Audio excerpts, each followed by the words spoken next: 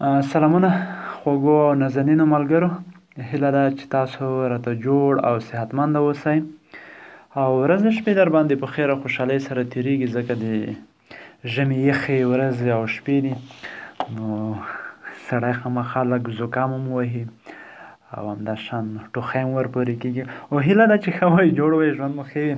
هغه یو ټوکه مې راپه یاد شوه، ویل چې یو کم عقل سړی و، نو بیا خبري سرویس ته ناست و، خبرونه یې اورېدل.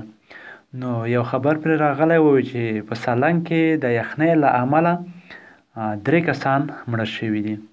نو دې کم عقل خو فکر کړی و د یخني په کلیواله لهجه یا زموږ په لهجه کې یخنۍ شوروا ته وایي. هغه شوروا لکه مطلب غوښه په اوبو کې وخوټوو او نور بیا پسې غړپوو، نو هغې ته وایي.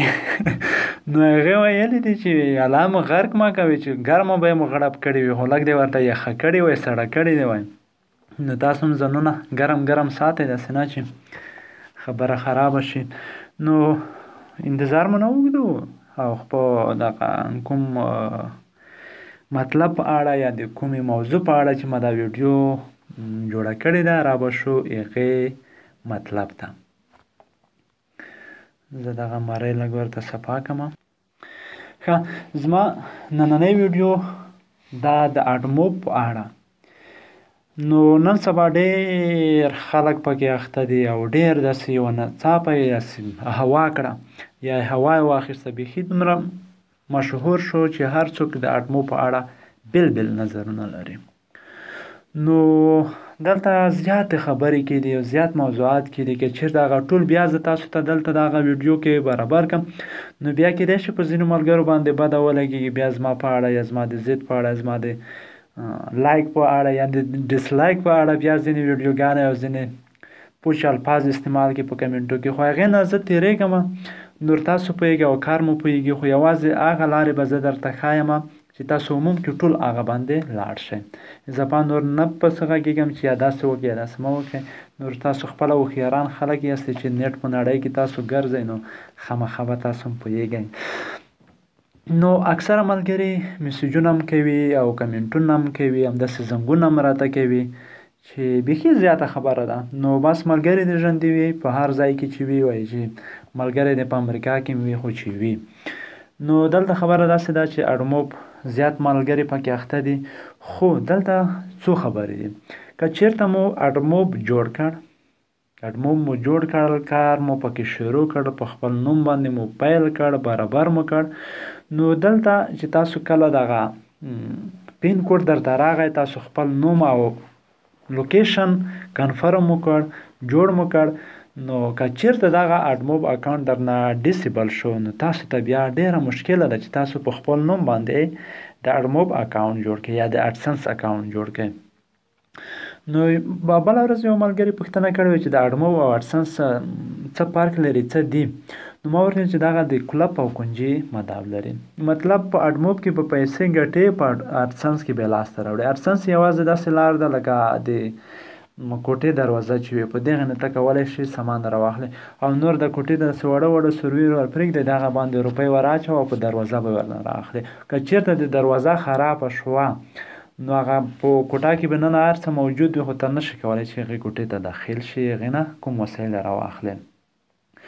نو ولې ډیسیبل کېږي، ولې سسپینډ کېږي؟ نو دا به زه درته وښیم.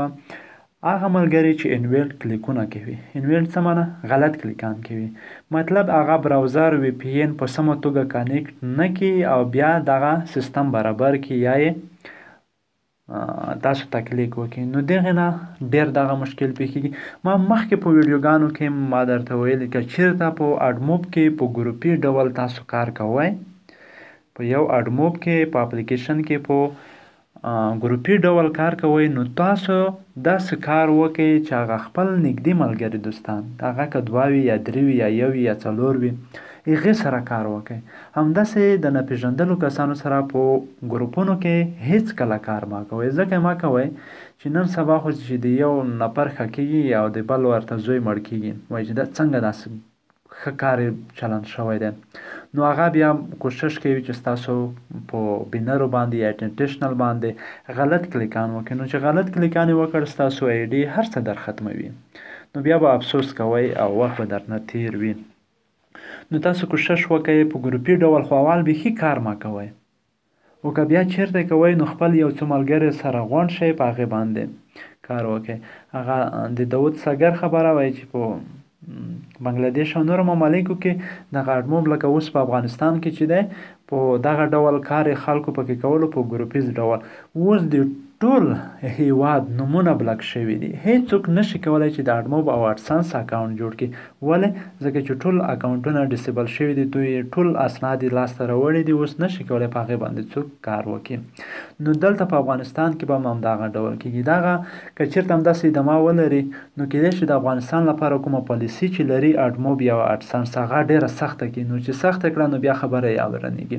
نو تاسو کوشش وکړئ داسې سافټویر برابر کړئ، داسې سافټویر ځان ته جوړ کړئ چې په هغې کې یو څه موجود وي، مطلب یو ویډیو کمره وي یا داسې پلیر وي، ډاونلوډر وي، نور داسې قسم کوم ویب سایټو لپاره د راډیوګانو لپاره داسې ښایسته اپلیکیشنې جوړې کړئ، پلی سټور ته اپلوډ کړئ چې خلک یې استفاده ورنه وکړي. نو ورځې د 2 3 4 ډالر وي خو چې دا کار دایمي وي. نو که چېرته دغه کار دایمي نه و او خبره پسې ورانه شوه نو بیا درنه ورانېږي. نو تاسو چې کله ځان ته کلیک کوئ د نورو موبایلو څخه یا هم ملګري درته کلیک کوي نو تاسو لطفا نیم ساعت 45 منټه د 3 کلیکانو په منځ کې وخت ورکړئ. داسې مطلب یو کلیک ته وکړ دغه 10 منټه په 3 ورته تقسیم کا، مطلب چې په 3 تقسیم کې نو کېږي 10 منټه. لومړی 10 دقیقو کې یو کلیک وکړه، په دوهم 10 دقیقو کې دریم کلیک وکړه او په اخري 10 دقیقو کې دریم کلیک وکړه. بیا په 10 منټو کې بیا یو کلیک وکړه، بیا په 10 دقیقو کې بل کلیک. نو په دا ډول مسلسل چې تاسو لاړ شئ بیا انشاءالله مشکل نه درته راځي. او که چېرته همداسې ورته مټه وایي کلیکانو ته وایي د که چاړه د سرو زرو ده نو چا په خېټو نه ده منډلې. تاسو کوشش وکړئ کمه ګټه وکړئ، کم کار وکړئ، نو انشاءالله تاسو به ډېر ښایسته کار او ډېر ښه په مخ وړاندې لاړ شئ. نو ځینې ملګري وایي چې موږ د بینرو یا د آی ډي څنګه موږ معلومه کړو چې مثلا موږ ته پیسې پرې راغلي دي که نه. دلته وګورئ ما یو بینر باندې 18، بل باندې 11، بل باندې 8، بل باندې 6 دا ډول راغلي دي پیسې پرې.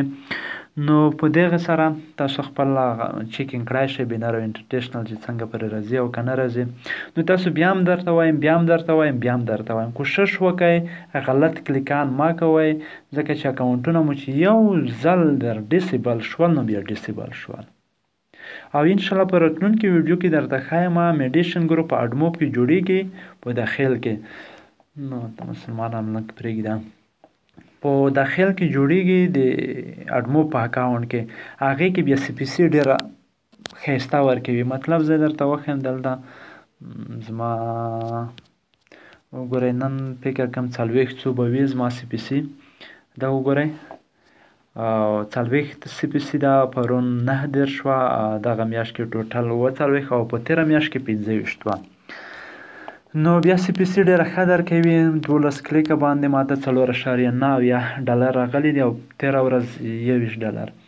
نو که تاسو هم غواړئ معلوماتو ته اړتیا ولرئ او یا کار کول غواړئ نو بیا زموږ سره کولی شئ په واتساپ کې برخه واخلئ، همداشان راته په فیسبوک کې میسیج وکړئ، همداشان همدغه ویډیو لاندې هم کولی شئ ماته کمنټ وکړئ. نو انشاءالله زه به معلومات بیا درکړم.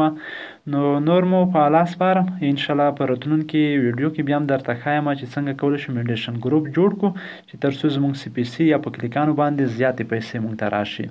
نو هغه ویډیو موږ سره اوسئ په همدې دوست محمد یار چینل کې. انشاءالله هغه ویډیو نن یا سبا درته اپلوډ کوم. تر بیا ښې چارې، ښه وختونه او ښې شېبې دعاګانو کې مو یاد